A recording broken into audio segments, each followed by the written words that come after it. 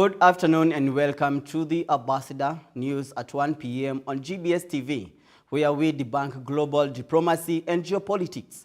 We begin this bulletin on a solemn note as the nation mourns the passing of former Independent Electoral and Boundaries Commission IEBC chairperson Wafula Chebukati, who served as IEBC chair from 2017 to 2023.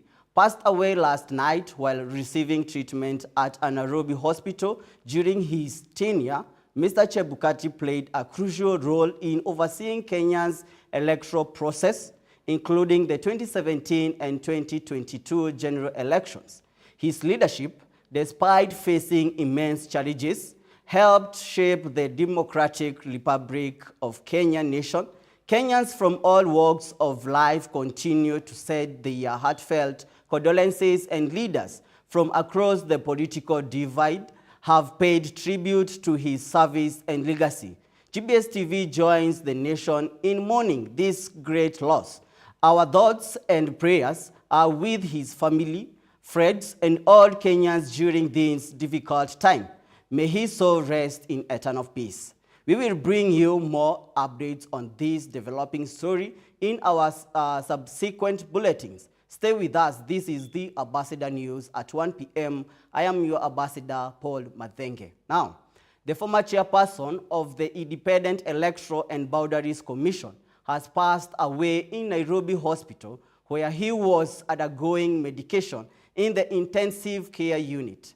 His tenure as the chair in the Independent Electoral and Boundaries Commission has been surrounded by controversies and lack of transparency, and leaders have eulogized him as a hero who also spoke his mind.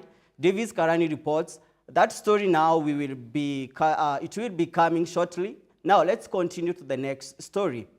President William Ruto has officially suspended the Nairobi-led peace talks aimed at resolving the conflict in South Sudan.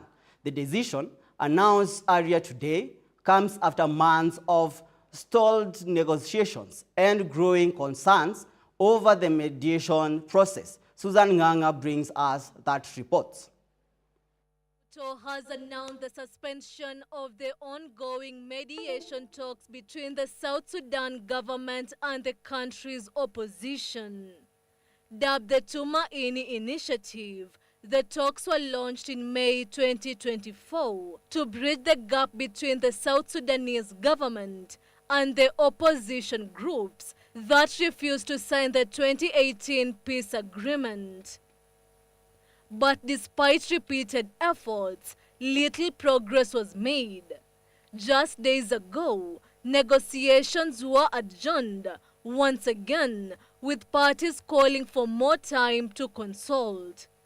In a statement on X, President Ruto explained that the suspension was necessary to reassess the strategy, as previous rounds of discussions had failed to yield meaningful results. He also revealed that the decision followed a request from South Sudan's government. Talks are now expected to resume in March 2025.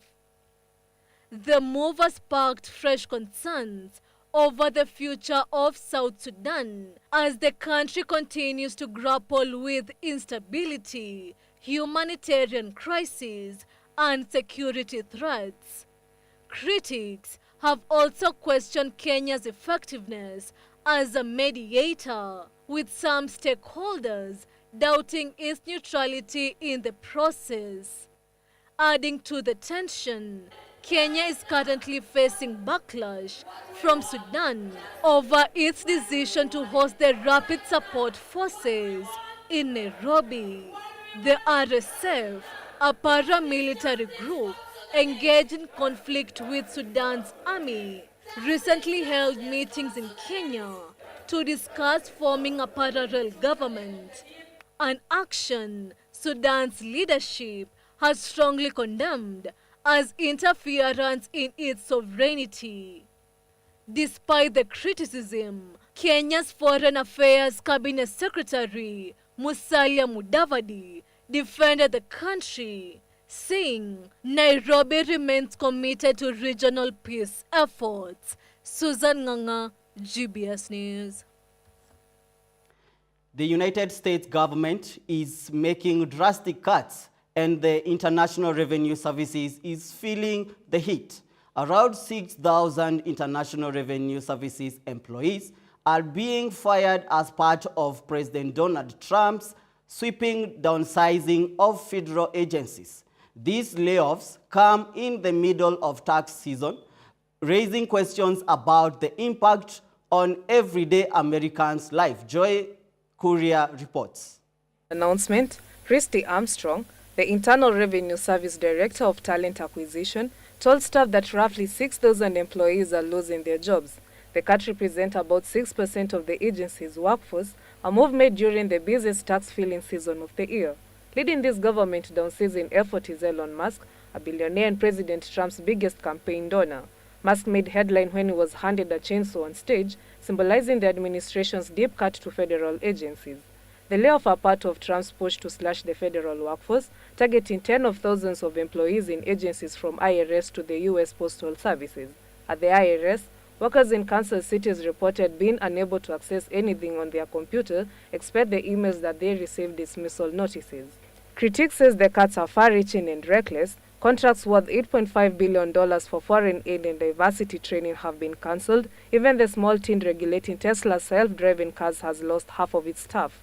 President Trump and Elon Musk have set a bold goal cutting at least $1 trillion from $6.7 trillion federal budget. While supporters applaud the effort to shrink what they call a bloated government, others worry it's going too far. The impact is already being felt. IRS workers are scrambling to handle 140 million tax return due to April 15th, while residents in Kansas cities and across the country worry about the delays and errors. As the government slashes jobs and budgets, Americans are left to wonder how these sweeping changes will affect the services they rely on every day. Joy Courier, GBS News. A Tunisian judge on Thursday released prominent journalist Mohamed Boghaleb, a vocal critic of President Kais Saied. The move has raised hopes among the opposition for the release of other detained journalists and political figures. Boghaleb's release follows the release of Sihem Ben Sidrin, former head of the Truth and Dignity Commission, and Riyad Mokhtar, a former minister. However, press freedom advocates argue that the Tunisian government continues to suppress dissent through legal crackdowns and arrest. In recent years, Tunisia has witnessed a significant erosion of press freedom, with journalists facing increasing suppression under President Kais Saied administration.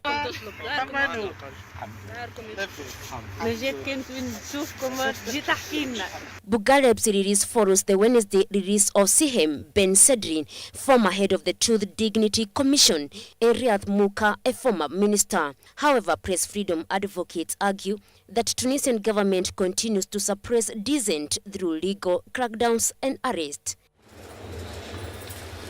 Since President Saied's power grab in 2021, authorities have targeted journalists and opposition figures using controversial laws such as Decree 54, which criminalizes false news. Several journalists, including Bohen Bisis and Mulad Gedi, have been imprisoned under this law for criticizing the government. In response, Tunisia journalists have staged multiple protests demanding press freedom. Main demands are the freedom of expression and freedom of the press, not only for journalists, but also for Tunisia and the people of Tunisia. I am proud of what the journalists of Dar es Sabah have been doing so far, but I'm also a little sad that we've had to come to this after January the 14th, having to defend freedom of the press reluctantly.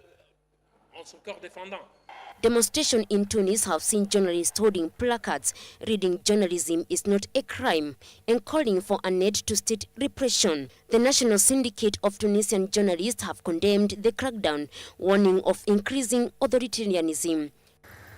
Despite international condemnation, including from human rights groups and European Union, Tunisian media landscape remains under threat, with many journalists fearing further government retaliation. Paris Kigo, GBS News. At least 130 militants were killed when Somali National Army troops successfully repelled attacks on 4 military bases on the Middle Shabelle region. The militants, believed to be from Al-Shabaab, used explosives in their assault, but government forces managed to defend the bases and recover weapons from the defeated fighters. Meanwhile, in Puntland, at least 20 Islamic State militants were killed in separate clashes as Somali forces continue their offensive against the group.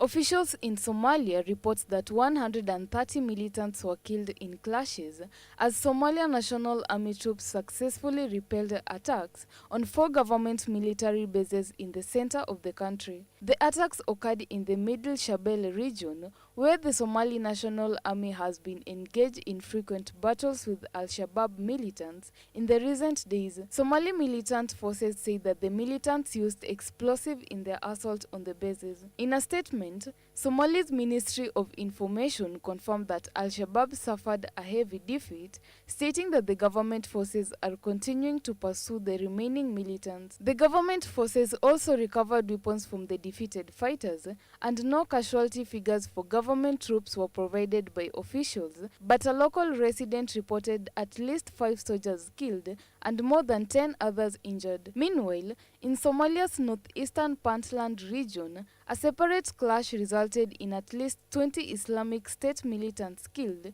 with dozens more injured. Puntland Police Commissioner Brigadier General Abdi Shire confirmed the casualties, stating that militants were all foreigners. The Puntland forces launched military operations around villages of the Sak and Dandamale, targeting militants in mountains area. Puntland has been carrying out a major offensive against Islamic State since December, claiming to have killed nearly 200 militants and captured several villages and bases in the region. Triza Tiengo, GBS News.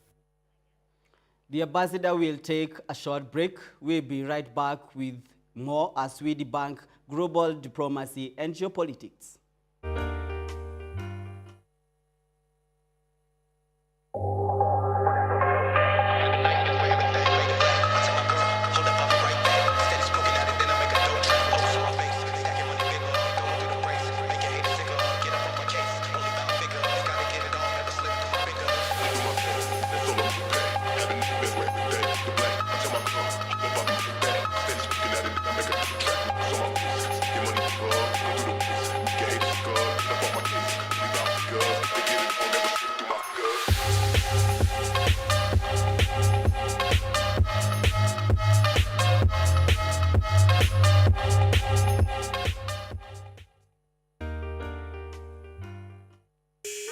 What is always before you but can't be seen?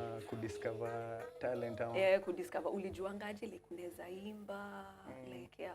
Kini Trace Jumi Kipchoge kwa ngoma na mfala wananidis na wanabonga kwa ngoma, mafanjo wananipenda ndo nazidi kwa roga, wenye walenjaribu mazee walishachoka na nikozabe meditation naendelesha generation niliofanya kalki. Wewe at 1 year old ulikuwa unafanya nini? You're feeling the vibe. Ulitoa a few days ago, unaweza taka utuambie like ulikuwa unafikiria nini when you came up with the lyrics? Yeah. So I'm doing my thing. Don't try and stop me when I'm doing my thing. I'm tryna boss, let me do my thing. And if you're tryna win, you can be on my team. Yeah, so I'm doing my thing. Don't try and stop me when I'm doing my thing. I'm tryna boss, let me do my thing. You feel like you're young at heart, I'm an old soul. If you could only listen to one singer or band for the rest of your life, who will you choose?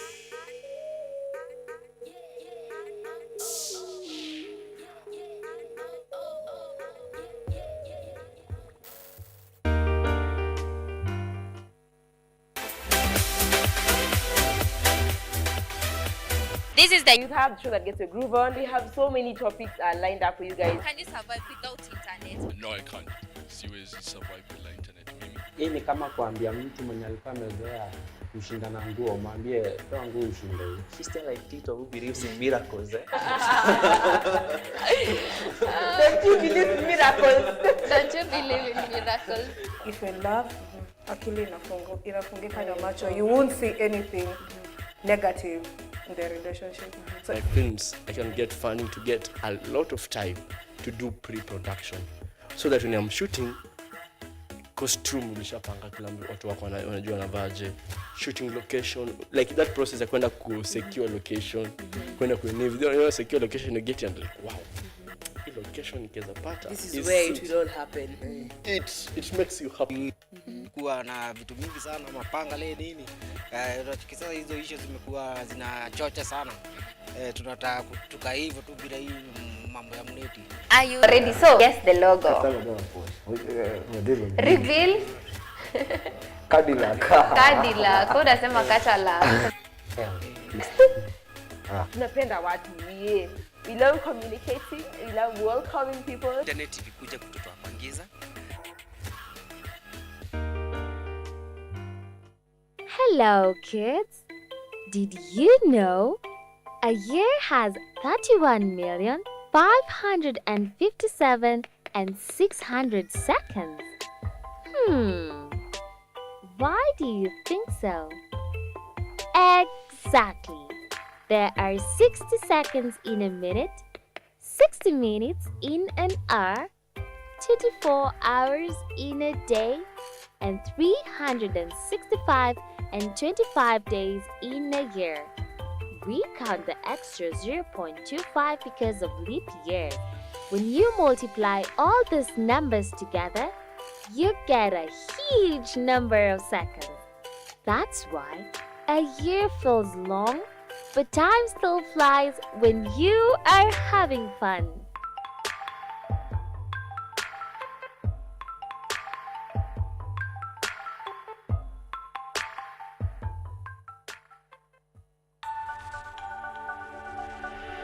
Everywhere, GBS.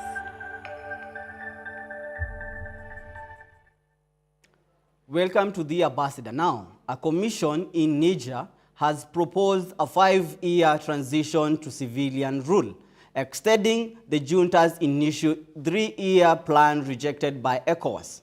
The recommendations include limiting political parties and allowing junta officials to run in future elections. The final decision rests with the ruling military leaders. Paris Kigo reports. A commission in junta-led Niger has recommended a 5-year transition time framework back to civilian rule. Back in 2023, when the military seized power, ousting Mohamed Bazoum, the junta suggested 3 years for the transition, which ECOWAS rejected. Niger, Mali, and Burkina Faso left the bloc after political disagreements. The president of the commission said a new charter would be created, allowing for 2 to 5 political parties. He added that junta officials would be able to participate in future votes. The commission also chose to promote Brigadier General Abdulrahman Tiani, the junta leader who led Niger Presidential Guard before the coup, to the rank of Army General. For its works, the commission consulted with hundreds of delegates. Among them were lawyers, architects, and teachers. Political parties were not involved. The junta will make the final call on the transition timeline after receiving the commission reports. The junta final decision on the transition timeline will be a defining moment for Niger political future. With opposition voices excluded from consultations and junta officials allowed to contest future election, concerns over democratic credibility remain high. Niger's path back to civilian rule remains uncertain, raising questions about the true intent behind the extended transition. Paris Kigo, GBS News. Now to Chebukati's story. The former chairperson of Independent Electoral and Boundaries Commission has passed away in Nairobi Hospital, where he was undergoing medication in the intensive care unit. His tenure as the chair in the Independent Electoral and Boundaries Commission has been surrounded by controversies and lack of transparency, and leaders have eulogized him as a hero who always spoke his mind. Davis Karani reports. Wanyonyi Wafula Chebukati, having been appointed chairperson and having garnered 8 million 203,290 votes, representing 54.27% of the votes and 25% in 35 counties. I therefore wish to declare Honorable Uhuru Kenyatta Wafula Chebukati. I, Wafula Chebukati, Chairperson of the Independent Electoral and Boundaries Commission, hereby declares that Ruto William Samoei of ID number 6847208 has been duly elected as the president. He will remain in the books of history as a leader and a lawyer by profession who served the country in the capacity of the Independent Electoral and Boundaries Commission's chair for 2 terms under the new constitution. We ran a free, fair, credible, transparent election 2022. And as a commission, we have put in place structures which the incoming team should build on.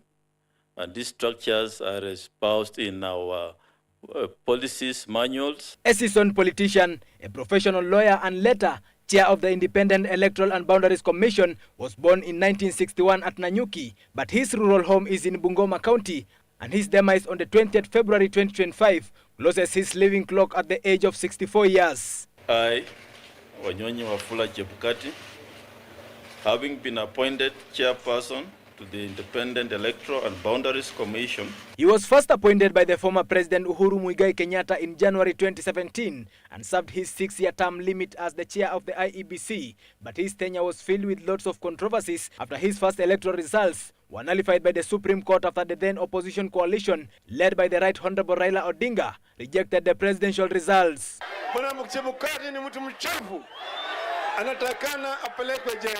He still chaired the commission which supervised a rerun of the presidential elections that saw Uhuru Muigai Kenyatta and William Ruto declared winners as Odinga of NASA and his brigade rejected the results and retreated back to the streets for demonstrations. Kuna watu walikuwa wanataka kuonga yeye.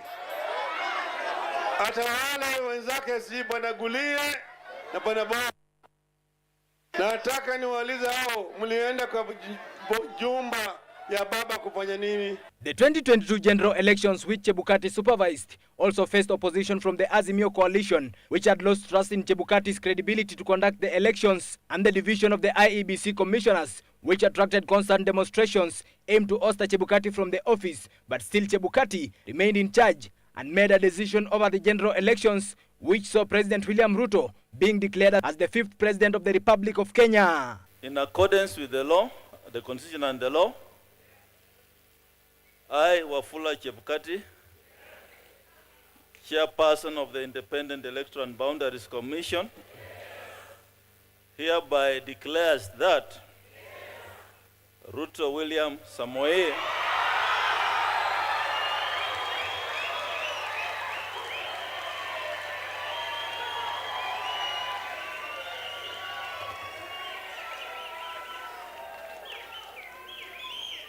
of ID number 6847208 has been duly elected as the president. Leaders have given their condolences while eulogizing Chebukati as further communications are yet to be made. Davis Karani for GBS Ambassador News, Nairobi. We as GBS TV join the nation in mourning this great loss, and may his soul rest in peace. Now, in a chilling and devastating attack, at least 70 Christians have been found beheaded in a church in the Democratic Republic of Congo, DRC, marking yet another tragic chapter in the escalating violence in the region.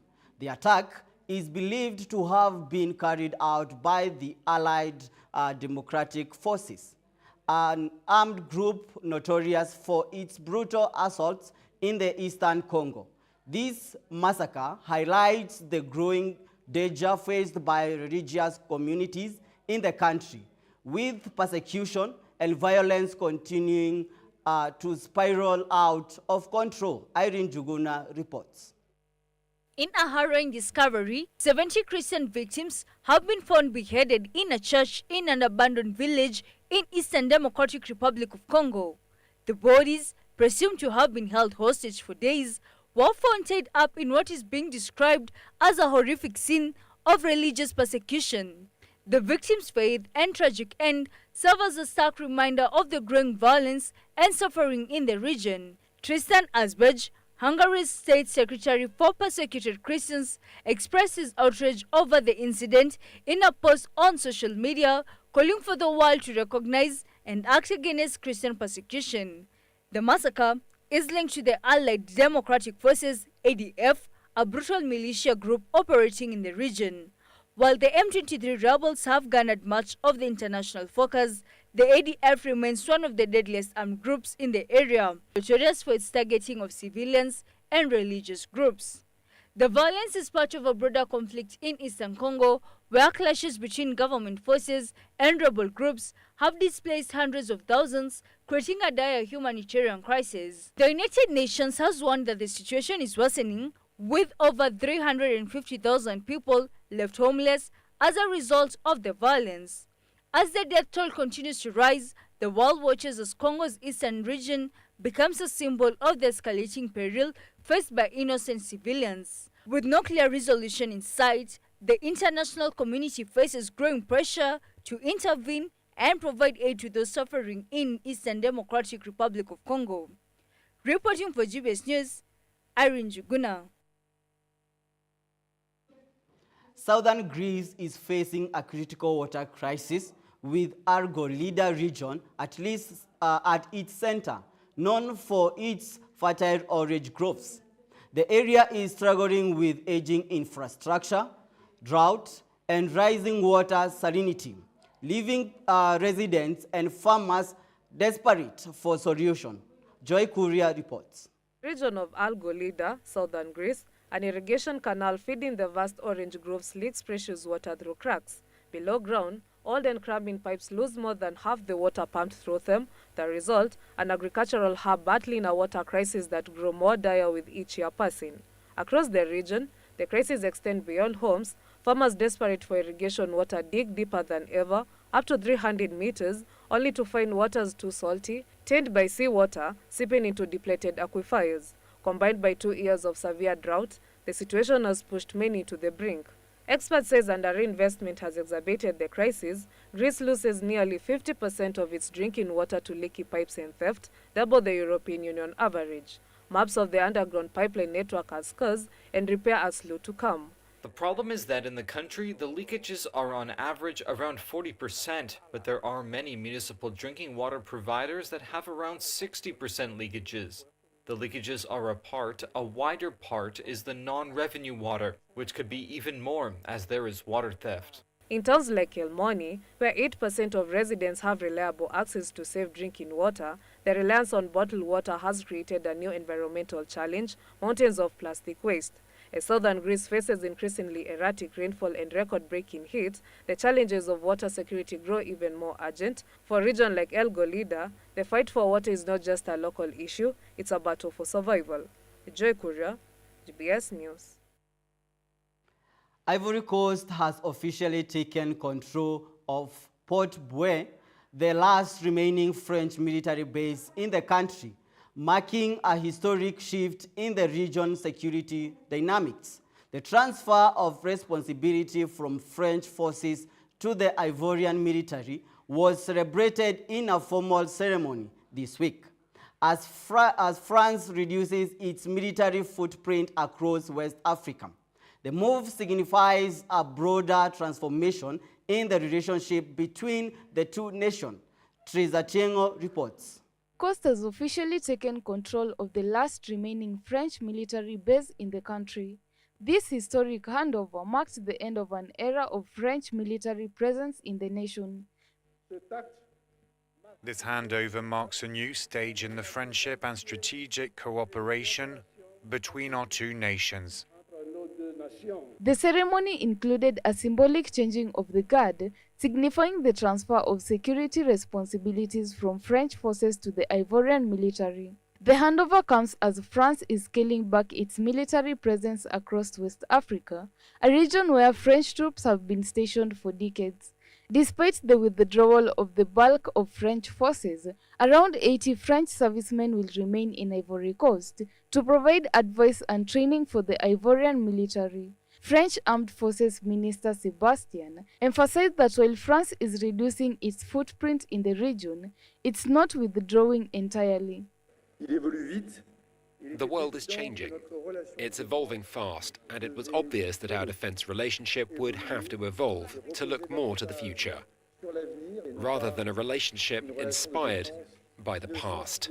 The French military has had a significant role in the region, particularly in combating jihadist groups that have posed growing security challenges across West Africa. However, the gradual withdrawal of French troops from Ivory Coast is part of a broader shift in France's military strategy, with plans of a phased departure over the course of 2025. While the French presence will be reduced, the remaining soldiers will continue their training and support missions. At the handover ceremony, new military cooperation agreements were signed between Ivory Coast and France, underscoring the continued strong relationship between the two nations. Ivorian Defense Minister Birahima described the event as a new chapter in the strategic collaboration between the two countries. The handover is part of a wider trend across West Africa, where several countries have recently asked French troops to leave.